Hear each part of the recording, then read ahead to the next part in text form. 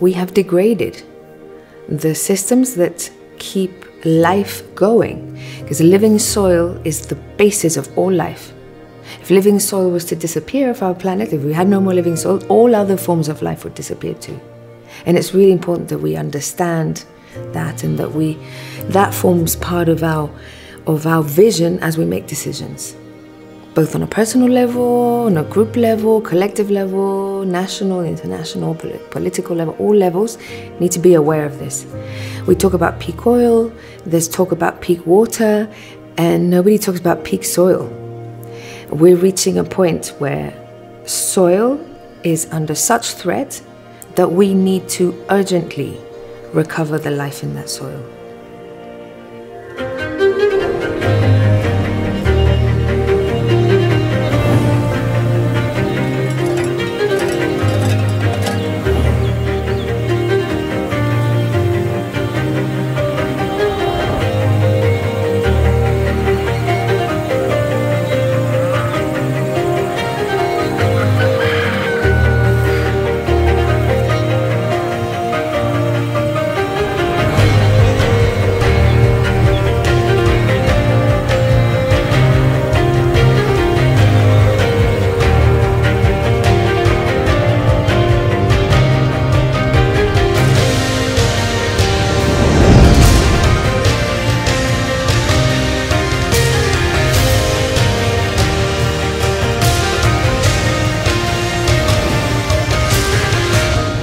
I'm here with Ana Digón. It's an honor to be here with you and to talk to you, as you're one of the leading persons in regenerative agriculture and community building as well, especially in Iberia, but you're also connected to Europe and all over the world. So I would like you to introduce yourself, if you want to, just to give an impression about what you are doing, what is your work about, what is your motivation.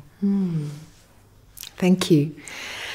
Well, first of all, thank you for this opportunity to speak with you and to speak to your audience through you.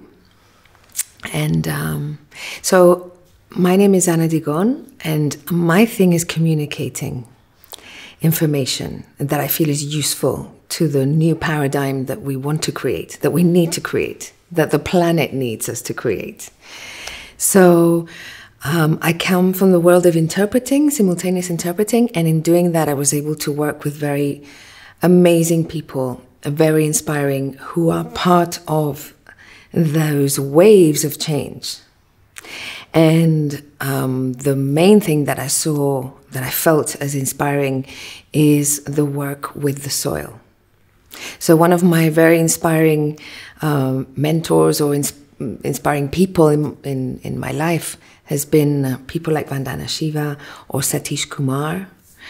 They talk about Gandhian philosophy and they bring it to today, summarizing it in 3 words, which is soil, soul, society.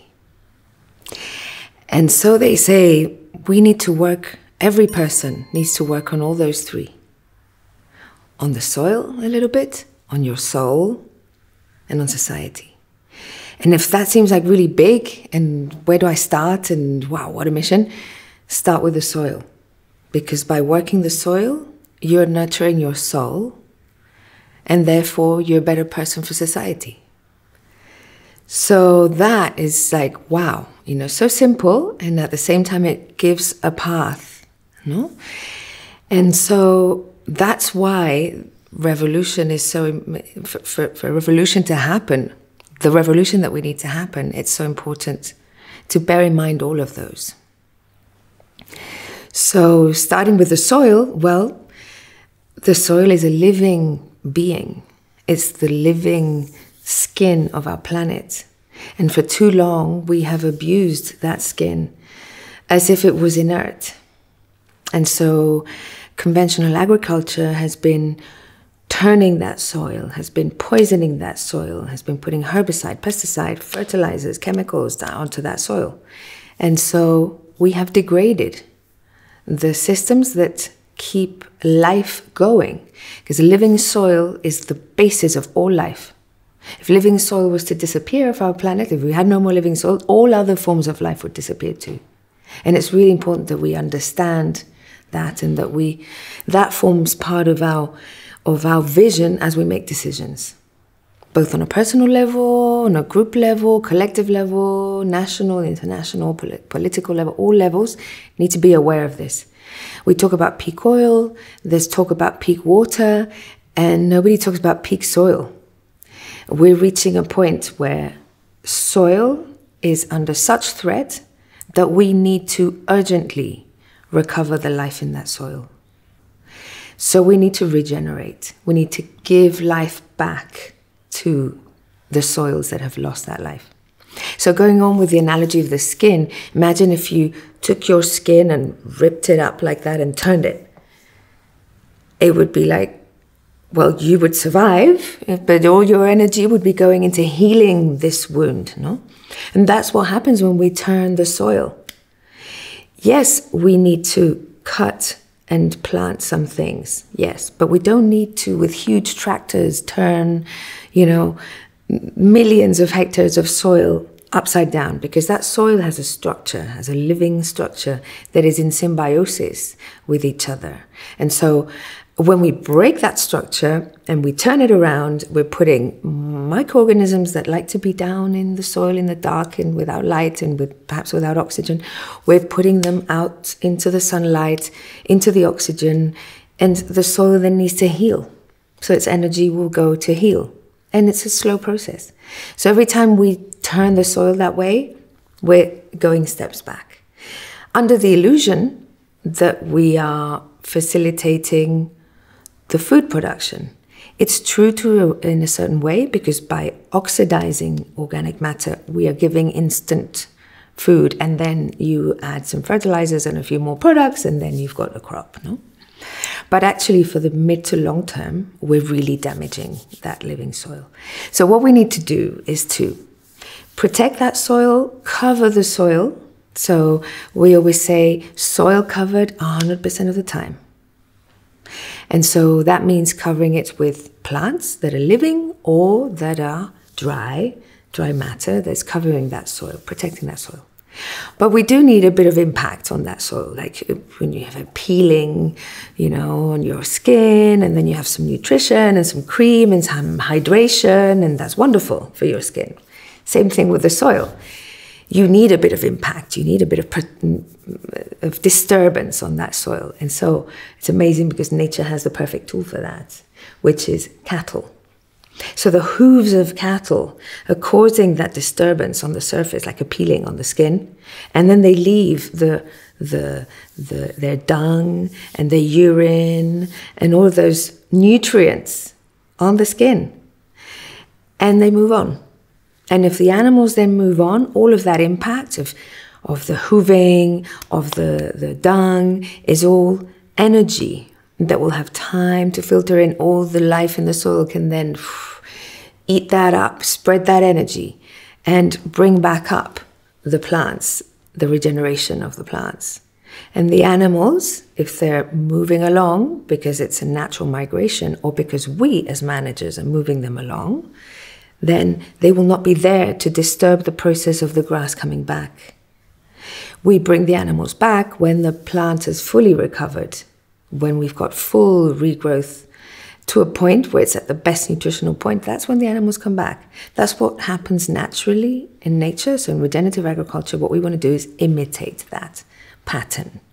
And so we move the animals every day. So one of the things I always say is one of the keys to regeneration is the use of herbivores and monogastric animals too, like chickens and pigs, especially the herbivores. So cows, goats, sheep, even rabbits, for example. Horses, absolutely. Donkeys, yeah. So all those herbivores have an amazing positive impact if you manage them, if you move them across the land. Yeah, so we like to talk about the 5 M's. And those are the 3 M's in the living soil are the minerals that make up all of life, the nutrients, minerals, organic matter, which is the home and the food for the third M, microorganisms. And microorganisms are the ones that give life and dynamism to the whole thing. So we want those 3 M's, really dynamic, living process, constantly in change. And having their environment respected. So not overturned, not polluted, but respected and looked after. So those 3 M's are, the interaction of all of that is fertility, is natural fertility. So how do we get those 3 M's in a good shape and, you know, giving us food, fertility, with the 4th M, which is management. We need to manage. Especially we need to manage the animals on the surface, because they're the ones that have legs, they can move around, and they can turn grass, simple, humble grass, into amazing muscle, bone, and then dung that is the food for the soil again. You know, they improve the recipe. When it goes through them, it improves the recipe for the soil. And that is only possible if we work on the 5th M, which is the mindset. So the people's mindset, the people who are managing land at every level of management, whether it's making decisions or whether it's handling the land, we need to have this mindset in favor of life. In favor also of production and of commerce and of economy that is local, that is healthy to all beings. And so that mindset is the most difficult thing to change. And so that's part of our work, is to show how we can manage better, to support farmers who are wanting to walk down that road with training, with advice, with community and connection with other people, and to work with the people who have changed the mindset in such a way that they're able and wanting to change the way they manage and showcase that. So we've come to this international forum, like we go to others, to showcase these examples of Iberian farmers who are doing amazing work on their farms and who can prove, we can now say, without the shadow of a doubt, that in Iberia, which has all sorts of different climates and some are quite extreme, especially very arid, dry, desertified, that we can heal the soil, we can heal the land, especially using animals that are well managed. And you can do it in any environment with pretty much any conditions and with the animals that are appropriate to that land with the correct management. Yeah. So our work is about promoting that, helping that along, showcasing that, talking about it, putting these things on the table.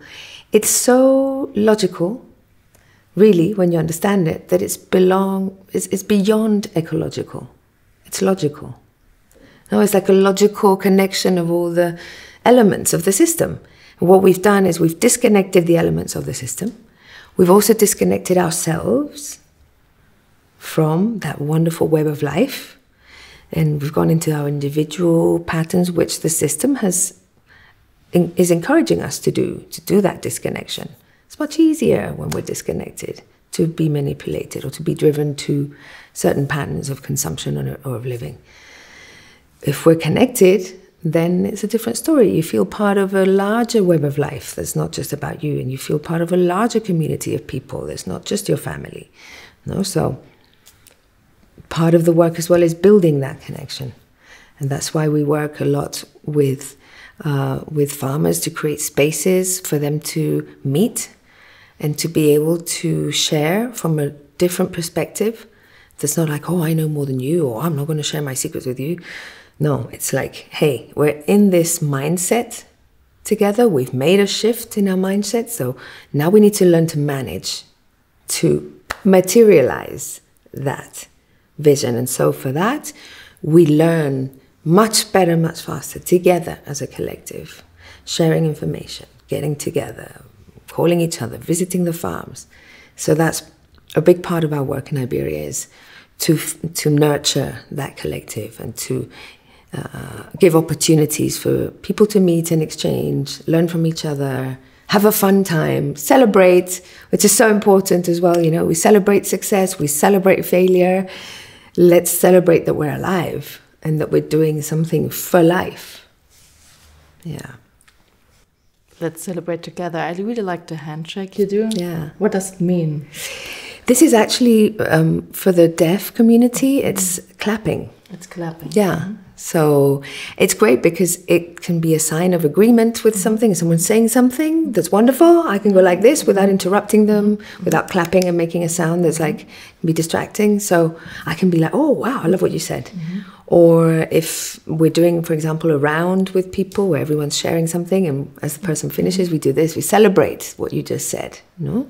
It's a great sign, and it's one of a number of signs that I use, that we use in our teams to communicate as a group, within a group, to have quick communication. There's so many words nowadays, so much and we need action. And we need ways that also cut to the chase, you know, like get direct to the point. So we use a lot of symbols. We use symbols like this when we're out in the field with the farmers. We have a call, which is actually the Australian Aborigine call to the tribe. And this is something that Darren Doherty brought to us, who's one of the main people who brought regenerative agriculture to our region. Yeah, the expression of the body is really impressive for me, just to see and get a clearer picture in mind about what you mean. Yeah. And to really have this hands-on on a farm and communicating seems reasonable as well. Yeah, yeah. So if you feel free to talk more about it. What kind of signs do you use, or different ways would we also choose?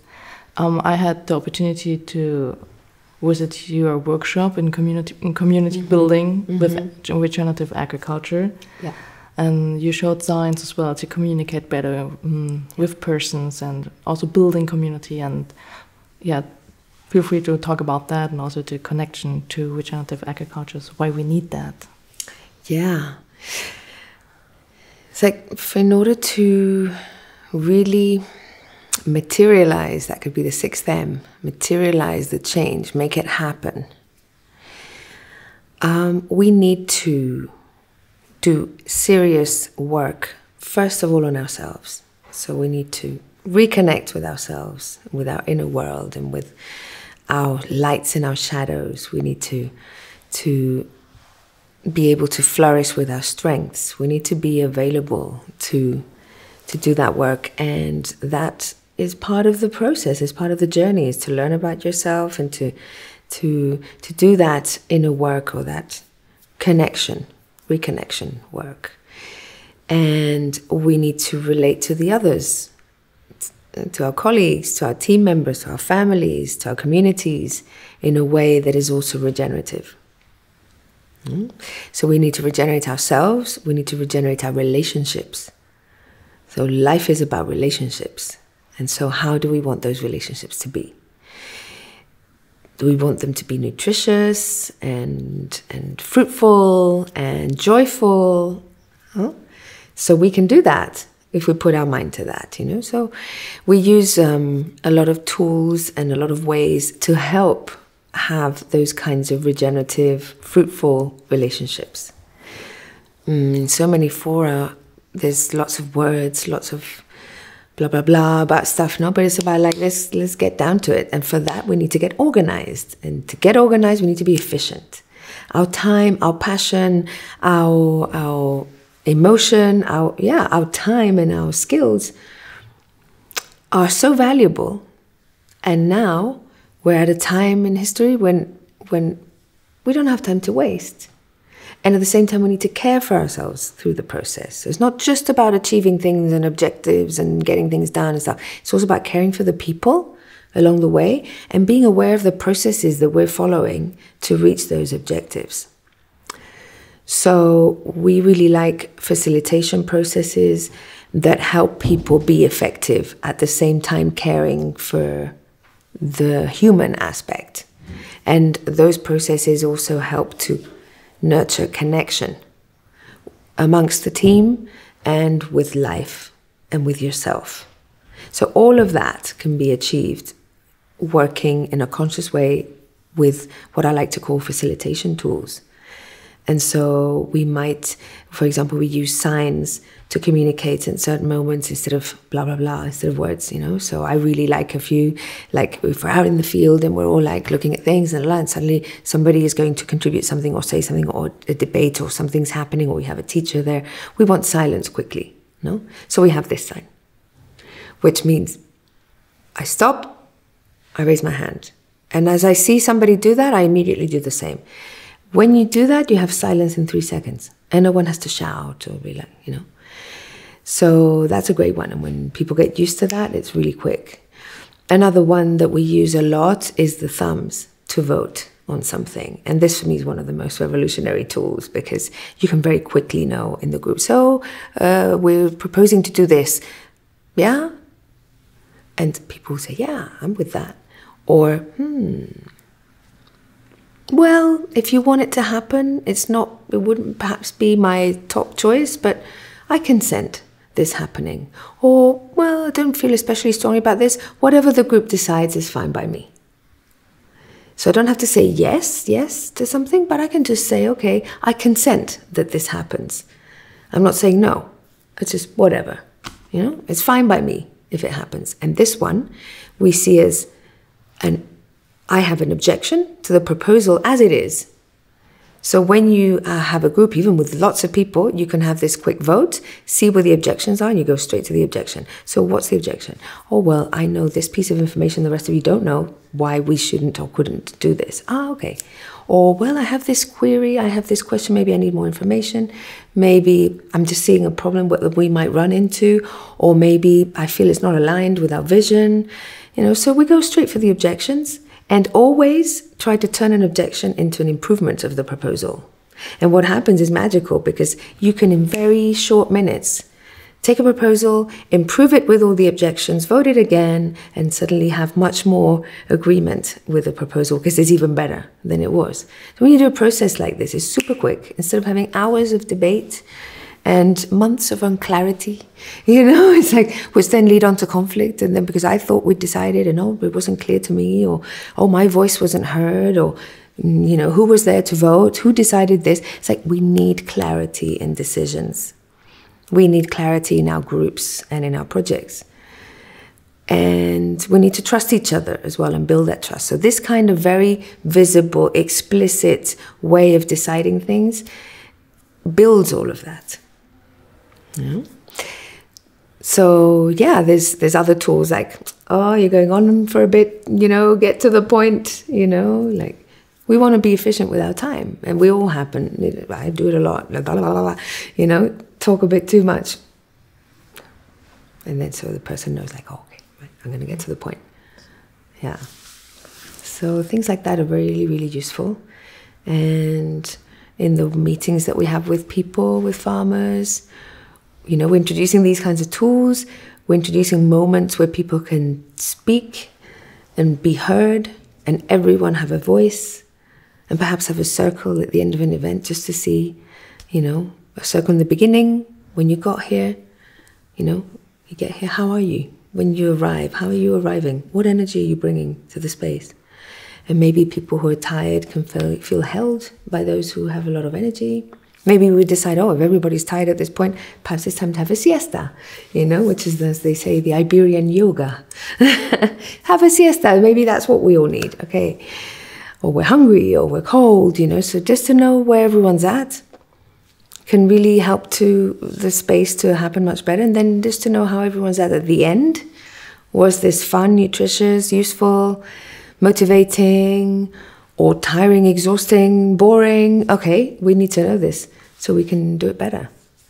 So part of our role as an association is to facilitate these kinds of processes and spaces for people to share from that more constructive and efficient way.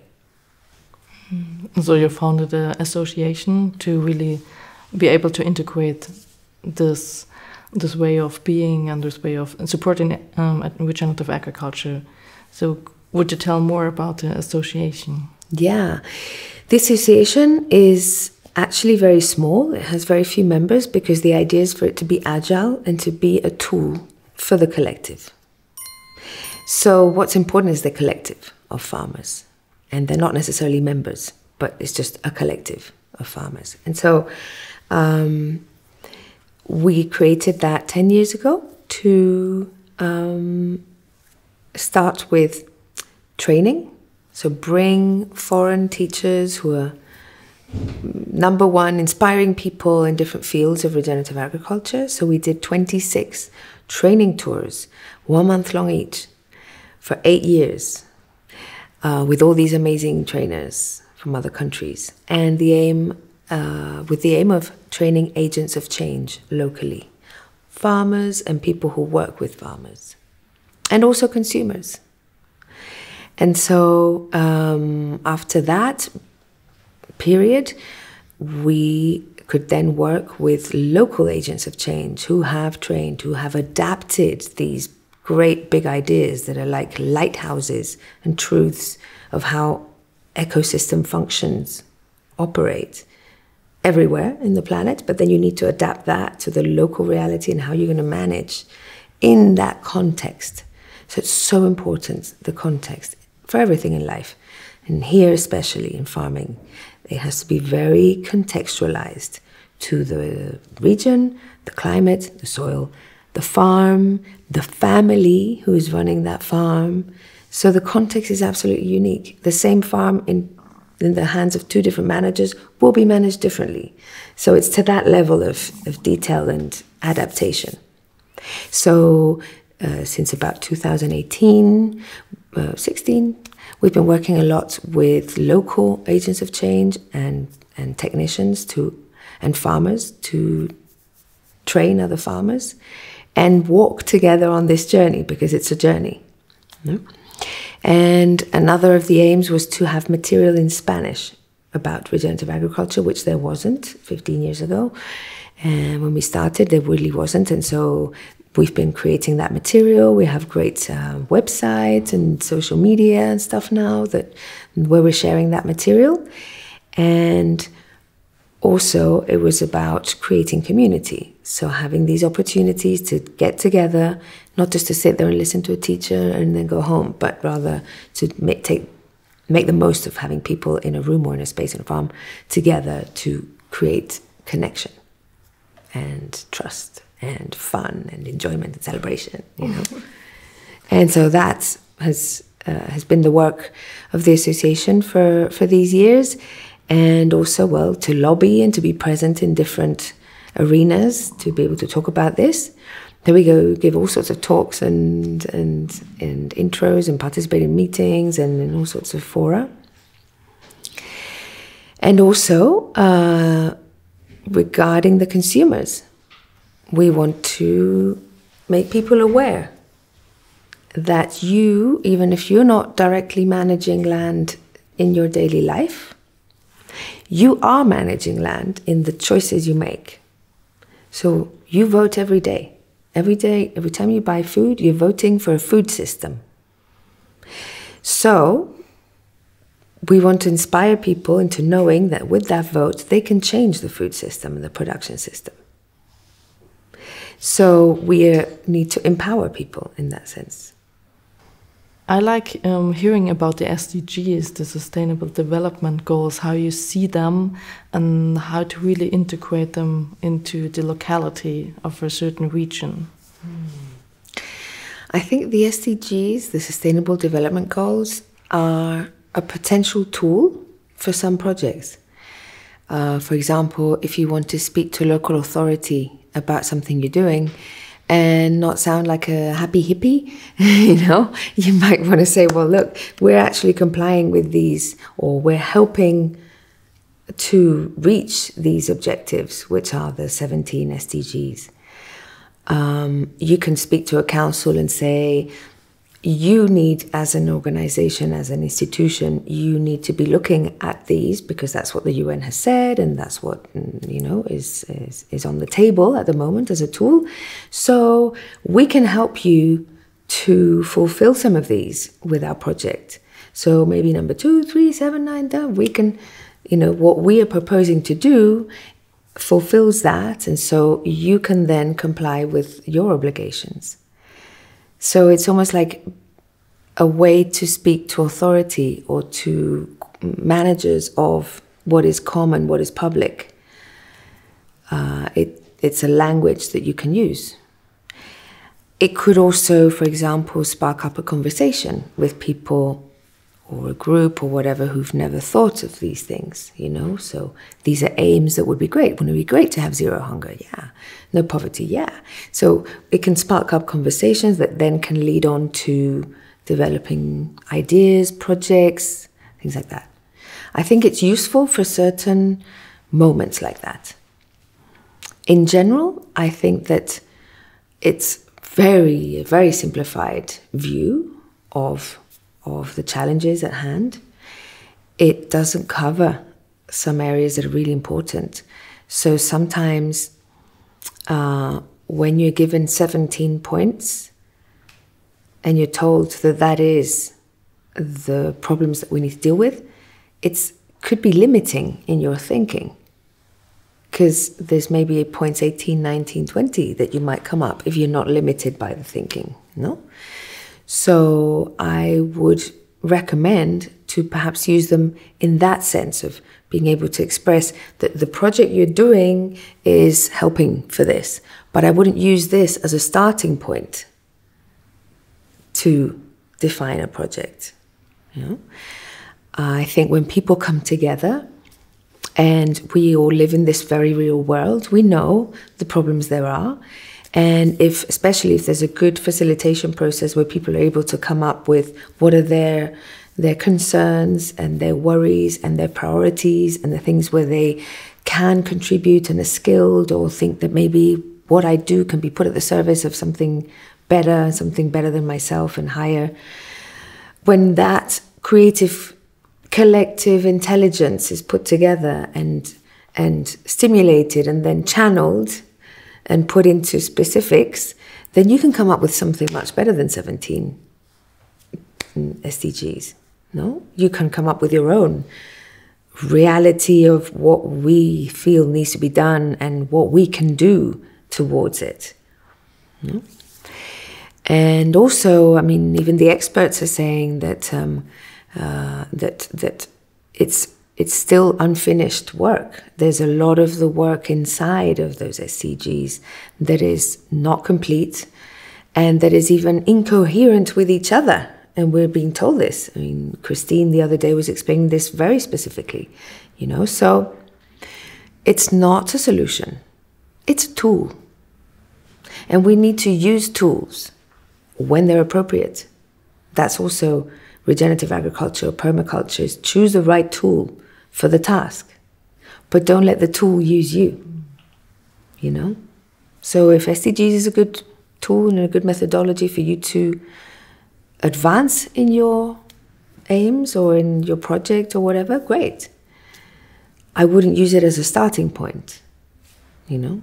It's good that these things are out there on the agenda, that the people are talking about these things. It's great about these topics, the 17 SDGs, in the sense of the themes. However, I think we shouldn't limit the conversation to that. And I think we should use them as a tool when appropriate. Yeah. And also, I think we shouldn't be distracted by them. Because if we do a good process that allows us to develop the dream of a project that we feel is necessary in our region, in our locality, in our neighborhood, on our street, in our house, in our family, or our municipality, whatever level that you're feeling is your space to be operating in. Well, basically, if you can develop that with your own reality, with your own thing, then that's what you should be putting your energy into and making that happen. If you then try to fit that into 17 boxes or go through all these processes, and that can be like, it can derail you from what you're doing. I think we are creative and intelligent enough that we can develop projects without being told what to do, but being inspired by others. So that's why we, from the Iberian Collective, And from the association, we really want to showcase those examples that are inspiring and that can help other people say, oh, look what he did or she did. And if we can do it there, we shared an example here of a family who are farming in a very arid region of Spain, 250 millimeters of rain, 300 on a good year. And that's really difficult to farm in those conditions and extreme temperatures. And so they're regenerating their land after 8 years. The difference is so visible, so evident, that it's amazing. And then wildlife is coming back and they're creating spaces for that wildlife. And they're moving the animals on the land. They're using keyline to make the most of every drop of water that falls in that land. So it's an absolute example that has its difficulties as well. That example can inspire others and learn from their mistakes, and learn from their good ideas and innovation. And that's what we need to be working on, is models that can inspire others, so others can copy and adapt to their situation. And so we can have, like mushrooms, coming up all these different examples and models and places and regenerative projects that are real, that are on the land, that are connecting people, that are responding to their needs. And we don't need to be told what our needs are. We can all identify those. That seems to be it's full of trust, what you're speaking, like trust the people to do the right thing. Yeah. There is, for sure, there are difficulties for farmers and for society in itself on this journey to go into regeneration. What do you see? What are the difficulties? Yeah, it's not an easy journey. And those farmers say to me, tell people, this is difficult. It is challenging. There will be obstacles. There will be mistakes. And it's really important to have your vision clear and the mindset that that's where I'm going. And I may not even see the results of what I'm doing in my own lifetime. We need to think bigger than just me, myself, and I, and my little next year. It's like we need to think bigger. And obstacles, for example, there's one of the main obstacles that farmers talk about is the legislation and the bureaucracy. One very strong message is, let us do the work. Let us do. Because right now there's so many limitations legally and so much bureaucracy and so much, like, some of those situations are really Kafkian. It's like it's completely senseless. It doesn't make sense when you're on the ground to have to follow this. So of course you have to have a system that means, there's traceability and there's honesty, and it's like, people are doing things well, and there's health and safety. Yes, there needs to be that. But we've come to a point where that is so complex, and it has been made to serve large business. It doesn't serve small farmers. That system has been designed for agribusiness by agribusiness. And so it doesn't help, it doesn't support small farmers.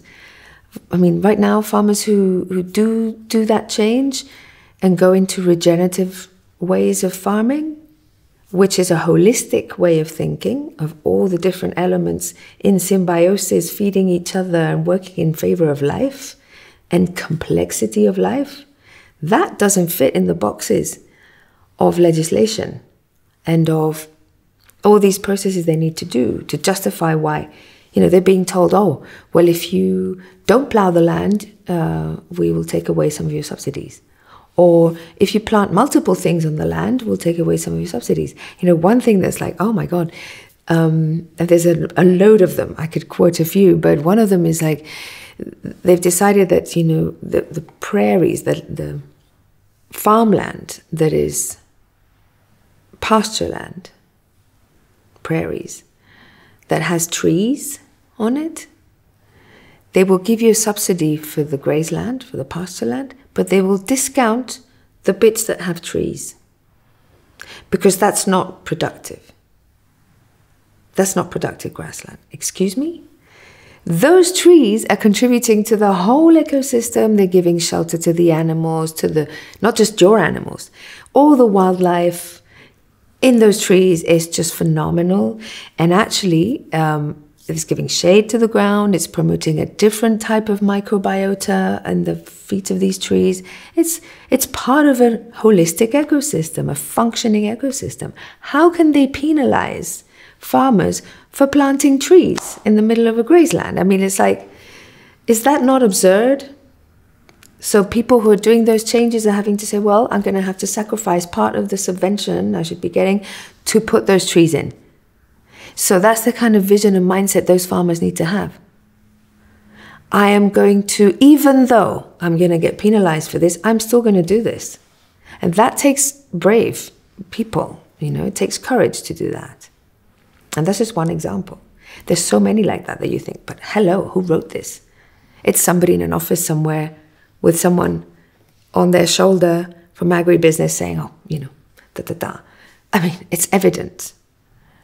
And it's obscenely evident, you know? So that's one of the big things that farmers are having to face is, how do I fit what I'm doing that is holistic and regenerative and nutritious and multi-level and complex and doesn't always react every year the same. And you cannot do the same thing every year at the same time. Sometimes they say, oh, you have to do this action at this time of year. Well, if I haven't had rain for 3 months, I may not be the time for me to do that, you know. It's so, you know, in a box, everything, that it doesn't take into account the holistic and unexpected nature of complexity of life. So that's a big challenge. And so, yeah, they just basically say, just let us do it. Just let us do it without strangling us with regulations and with, no, but you can't do this. So, well, I'm the one who's managing this place. And if I'm doing it in favor of life, I will be making decisions that are in favor of life. And surely I should be the one who knows. Eye on the land every day, da-da-da. I should be able to decide how I manage for the system, for the good of the system. So that's a big challenge. Another big challenge is certain bottlenecks that happen along the way. So, for example, having the right kind, the appropriate machinery at the appropriate time to do certain actions on your land. People have been used to buying big tractors and big machines, and everyone has their own. Well, in this new way of doing, we need certain machines that are different to the ones that industry had been pushing. So we don't want to turn that soil, as we said earlier. We want to cover that soil. So, for example, there's machines like the roller crimper, which is wonderful because you've got a grass up high and you roll it and it kind of cuts it a little bit. So it rolls it, it brings it down, cuts it a bit. And so suddenly you've got a carpet over your whole field of grass that is laid down, and that's underneath there's all this life is going to start to act and transform all that organic matter into soil and living soil and nutrition. And that's an amazing piece of equipment that very few farmers have because they've not been taught to thinking this way. So farmers who are on these new paths are having to think, well, maybe I need to buy one. It is expensive, so maybe, guess what? Innovation, they make their own. So, you know, I've had the joy of seeing different farmers who've said, oh, look at the roll I made, you know, I made it like this, da-da-da, you know, and this works like that. Great, fantastic, it works for you. And they've adapted it to their land. Because, oh, I can't use that one, you know, because I'd be pushing stones into the soil, I'd be breaking this because my soil has this, you know, so they're adapting.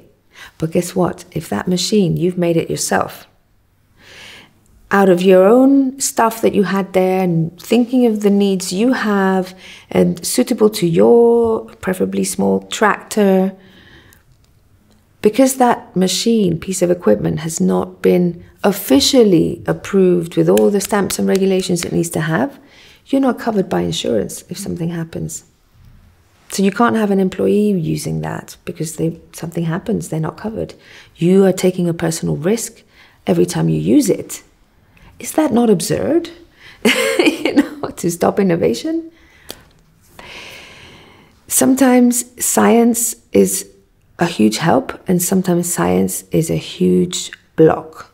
Because it's like, until it's scientifically proven that this is working, then it won't be accepted and it won't be regulated in favor of, and It's like, you know how long it takes to prove scientifically something like this? It's like decades. We don't have decades. Let people innovate and let people explore and they, try and test and then come together and say, oh, you did this, I'm going to improve mine. Let them. Just let us do the work. And then another bottleneck is the abattoirs, so places where animals are sacrificed to be consumed. In many cases, they don't have an abattoir that's close enough to be able to take these animals that have been beautifully bred and kept care of, and happy animals that then have to go for 5 hours on a truck to get to a place, and so there's innovation happening in terms of mobile abattoirs going to the farms. This is great, but still very slow, and regulations again very complicated, and this needs to happen more. You need to make it more flexible. People need to be able to be much more real about what they're doing. The animal has lived here, it's happy animals, grass-fed, In other countries it's allowed. There's a one shot done by somebody who knows what they're doing, and bam, the animal doesn't even know it's coming, Isn't that a lot more humane and a lot more sensible than having to put that animal in a truck for 5 hours, stressed out, get to a place? By the time that animal gets there, it is like, the animal well-being goes out the window. And from a practical point of view, that animal is stressed out, the hormones, the meat, everything will be in a completely different state of stress and anxiety and suffering than it was when it was in the field, And so then the sacrificing of the animals, the processing of the meat, of cutting and everything, and same with plants or vegetables, the processing plants of getting the food to the consumer, that in many cases is a bottleneck for people who live isolated, who live far away, it's not easy for some people. Some people have it easy and close, but for many people it is a difficulty. And then the consumers, how to reach consumers. And this is key. And so this is something that we're also working on together with other groups and other initiatives. And there is already a platform that was created by cattle farmers who are doing 100% grass-fed meat or milk products, and they now have a platform where they've created this platform where they sell grass-fed meat and milk products, and in cooperation. Isn't that beautiful? Like, you can buy meat from different producers, because at different times of year they will have different things available. So instead of seeing it as a competition with each other, well, I'm not going to sell my grass-fed beef with his grass-fed beef.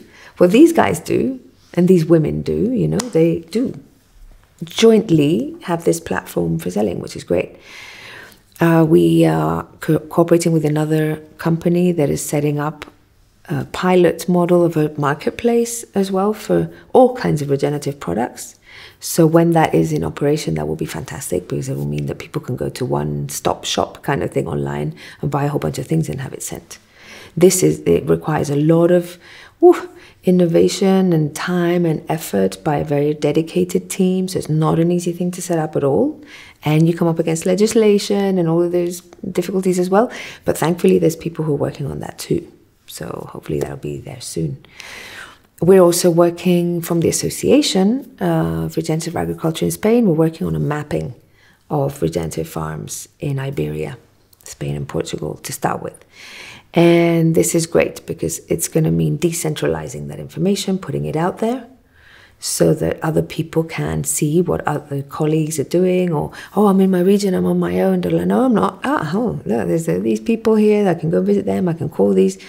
Consumers can find and go, got this close by, so this is an important part of this piece of work that we're doing now, of our present strategy, is to give voice and window to these producers and to these collectives who are working in this direction, and to actually physically put them on a map that has a lot of really interesting information and has a certain filters to enter that map. Not anyone will enter that map, but it's people who we really feel are doing it right, are on that journey, sincere journey of regeneration, and so they will be on that map, and that's going to be a really exciting thing to see this summer come out. Yeah. Let's talk about grazing management as well. So what do you do when you work with that? So what are the advantages of the work? Grazing animals are one of the biggest main tools for healing the land that we have available to us today. So there's companies and whatever that are coming up with all these like geoengineering solutions to climate and technologies and all of this. Is like, no. The really basic technologies are the ones that nature has developed. And they operate 24 hours a day, without holiday, without pay, without any damaging secondary effects elsewhere, if you manage them well, in particular. So the best technology to capture carbon is photosynthesis.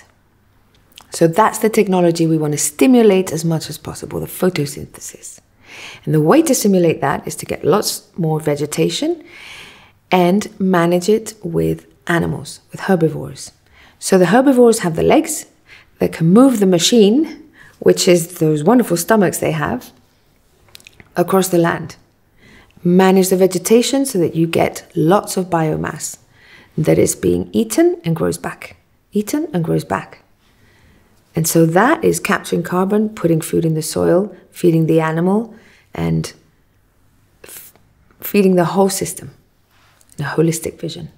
So how does that work? Well, in nature, the way prairies and herbivores have evolved is in symbiosis over millions of years. So the natural herds of animals, we see them in documentaries, and we've all seen that on National Geographic or whatever. Huge herds, sometimes with thousands or even millions of animals that make up these herds coming across the land. And they find the plants and they eat the plant. So the plant, here's the leaves, here's the roots. So the animal will eat the plant, and the plant is really intelligent. It lets part of its root die off. To conserve energy, it lets the proportional part of the root die off. This becomes food for the microorganisms there. Great, the party starts. And then the animal also leaves its dung, its urine, etc., which is energy, food. Whoo! Now we're getting to party for good with all the microorganisms in the soil. And also, even they've discovered that the animal's saliva has an impact on the regrowth of plants. Isn't that amazing? It's like if a plant is eaten by an animal, by a cow in particular, that has this tongue that rolls around like that, the hormones in the animal's mouth and its saliva actually make the regrowth 40 to 60% higher, which is amazing. So this is the level of interactions and symbiosis that there are, and complementary functions that we know very little about. We know some things, but we know very little. So the way then they evolve, it gets munched, this dies off, it gets covered with the area gets covered with manure, the animal moves on. And then all this has time to filter. The microbiology starts to consume the manure, starts to process all of that, all the roots in the ground that have died. This is all food, this is all the food cycles in the soil. And the plant has an energy reserve that allows it to grow, start to grow back some leaves. Now, if the cow or whatever animal is still there, and this only can take 3, 4, 5 days to grow back in a fast-growing season like spring, if the cow is still there, it will eat these because this is really nutritious, fresh regrowth of a nice, healthy plant. So the cow will eat them again. So the plant's like, oh, okay, so I need to grow back again my solar panels, you know? If the cow's still there, we'll eat them again. So what we want is the cow to have moved on so that the plant can do its cycle, which is it grows back some leaves, solar panels, starts to grow back the roots, and then third phase, it starts to replenish the savings, the reserve of energy it has in its base for the next moment when this happens. So the plant needs to be grazed and then recover, and save. And we need to give the plant that time so that the animal comes back when it's fully recovered. And it will be at its top nutritional moment. The roots are strong, the reserves are full. Graze me again. You know? And this cycle is the natural cycle of particularly perennial plants in prairies. So isn't that a beautiful symbiosis? The herds come by on the migration and they might take 3 months, 6 months, a year to come back. And they find a full prairie again that they can eat again and have that regenerative impact again. So that's how prairies get better. So what we want to do is reproduce that on the farm. And we have amazing technology to do that with. So you can use electric fencing. You can use portable electric fencing to move the animals every day. So the aim is to move them as much as possible. Some really amazing grazers move the animals a few times a day. So they get fresh pasture, but they can't go back to eat the regrowth. They leave all that energy behind and all that nutrition for that to recover. And then they move on and they don't come back until that has recovered. So that is amazing. That is, you're working with the cycles of nature to regenerate all of the levels and get a production. Get the animal meat or the milk or whatever it is that you're then able to sell. Because actually farmers should be paid just for this service. But that's not happening. And I don't know if that's going to happen or when it's going to happen. But for now, people who are managing need to be able to live off their work and they need to sell their animals or whatever product they're getting to pay for their way. So for example, imagine if you have 60 hectares of grassland and you have 1,000 sheep. So if you put the 1,000 sheep in the 60 hectares for 2 months, and after a couple of weeks, well, first they start to roam because they get selective. When they have 60 hectares, I'm going to eat a bit of this is good. I'm going to eat a bit of that, I like that, I don't like that. Leaving that behind, and they start to roam and eat the good stuff. You know? They're not stupid. They go for the nutritious stuff. And if they have the space and the possibility, they'll go and get the good stuff.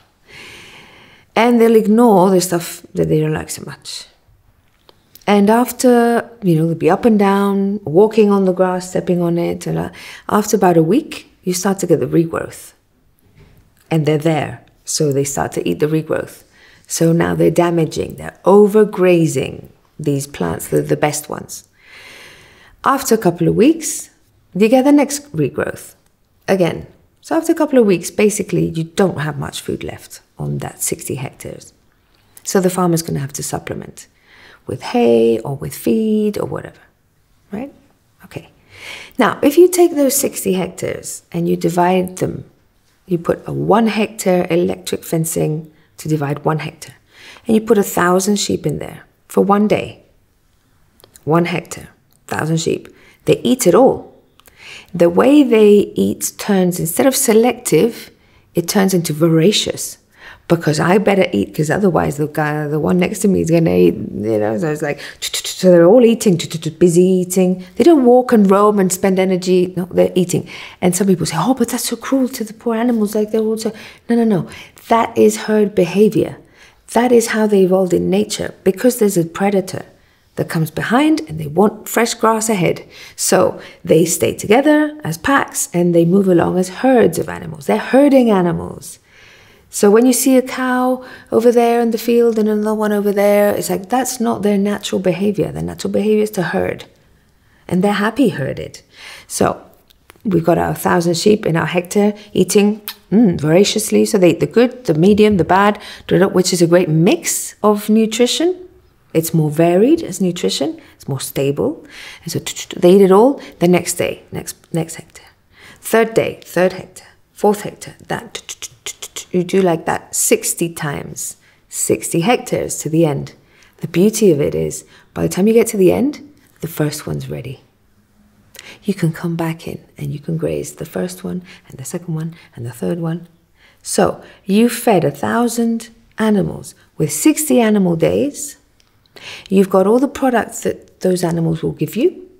You've got the soil regenerating with all that beautiful energy penetrating and having the time to penetrate, the microorganisms, the time to process all of that in each of those hectares. And you've got your place ready to start again with the cycle. And you haven't had to supplement at all. You haven't spent a penny. The whole thing has been solar powered by the sun, by the photosynthesis, and by your management. So it's a radical difference. And this explained, I hope, sounds simple, like it's logical, no? Well, this is what we need farmers to understand. But farmers need to see. They need to verify that this is the case. And so that's why it's so exciting that there's more and more farmers who are doing this, who can show other farmers how they're doing it, the impacts they're having, you know, the benefits that they're having. So I showed some photos here these days of these impacts and showing how not only on the plot that is regeneratively managed, grazed, plant grazed, managed, you're getting more feed days, more animals fed, more animal days of feeding on that piece than on the piece that's not, the 60 hectares that are just fully available. You're getting more food here than here. But also here, you're probably going to have to reseed because the animals have overgrazed the plants that were good. So you're going to have to reseed. Or you're going to have to buy feed, or you're going to have to grow stuff there and harvest it. So people are going to have to spend money there instead of having photosynthesis take care of it. So that's why planned grazing, in whatever method is applicable, is the best for that region, is the one that the farmer feels happy with and can manage without it being completely altering their lives, there's something that is manageable for them with their families and whatever. Whatever system, so it's a holistic management, rational grazing, high density, there's different names and different ways. Most people find that for them it's a fusion of ways of doing things. Whatever way they choose, that is a tool that is absolutely essential for regeneration of soil, of economy, of health, and ultimately the environment that we all are part of. Yeah. Yeah, holistic management as a tool for a lot of areas for life. Yeah. Well, holistic management talks about plant grazing, and talks about many, many other things. So holistic management is literally about looking at all of the elements in a system, starting with the people, with the family. So there's the farmer, there's the farmer's partner, there's maybe children, there's maybe parents, there's neighbors, there's the council, there's the shops, there's, so there's all this community of people around this farm. So holistic management is a process for decision making. So you ask certain questions about where the family's at, where they want to be in 20 years, how they're going to get there, what is going to be, what's going to sustain them on the way, and what will be their future income source or sources. And then you plan for that. And there's, for example, a set of questions that are asked when you're going to make a decision Do I buy a tractor or do I buy a new bull? No? Well, there's a set of questions that helps to guide the thinking to decide that, on this aspect, this would be good, or that would be good, or this would... So you kind of score the questions so that then you can make a decision. That is not just, well, I think, or I was told at the bar that, you know, or everyone's doing, you know, well, you make your decision for yourself within your holistic context. And I love the last question, I think it's the 7th question, which is the gut feeling question. How do you really feel about a decision? Because maybe you know, the sensible thing would be to buy a new bull, but actually you really want a new tractor. So the gut's saying, just buy the tractor. Okay, then you can decide, I'm going to buy the tractor. But I know this is a gut decision. It's not a decision that economically or environmentally is the best decision, but I'm going to do it anyway. But at least I know that's why I'm doing it. You know, oftentimes people make gut decisions, but justify it somehow, you know. But in this way of thinking, you also include the gut feeling, the instinct, but you know where you're making decisions from, which is a really nice way to bring clarity to decisions and to processes and to plans. You know? So holistic management also takes into account, as absolutely essential, I think I would say it's the second, like first the holistic context, and then you look at the financing, you look at the money side of things.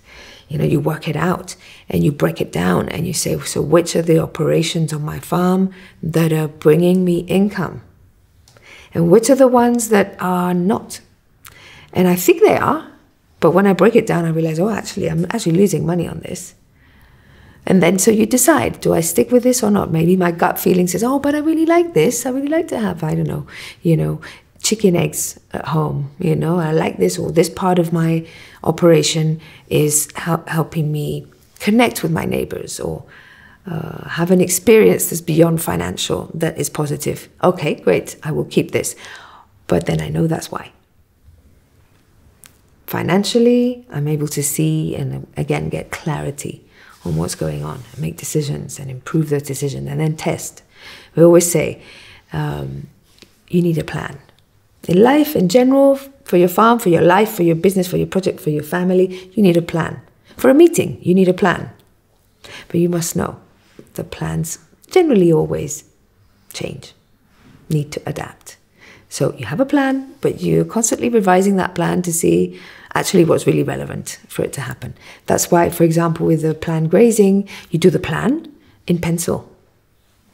And then what actually happens, because it will be different to the plan, you put it in pen.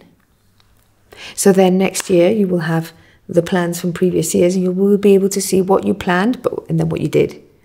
You know, and this builds knowledge that you can then use to make decisions, use to share with other people and say, oh, well, we did this. Because oftentimes people think that information will stay in their heads. Like, oh, I don't need to write it down. I'll remember that. It's like, you won't. You won't. In 3 years' time, you won't remember what happened in that plot. No. You know? So that's also very useful. It's noting things, writing things. That's also part of holistic management. It's about management of the whole.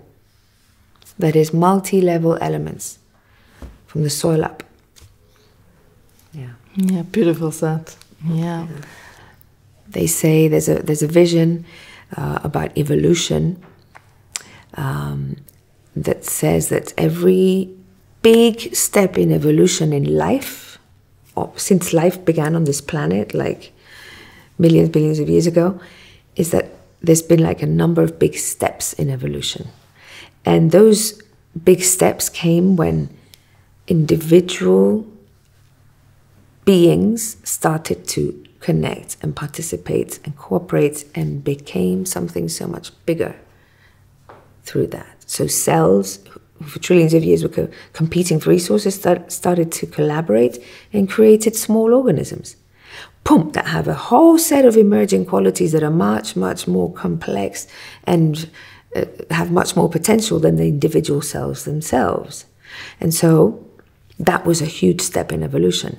So some people say, well, the next step in evolution will be when we come together as human beings, even with the rest of living beings on our planet, and we're able to really act like a collective intelligence, like Gaia, like the Pachamama, where we're all like, you know, on the same road, like to life, to joy, to, you know. So maybe we won't see that in our lifetime, probably not.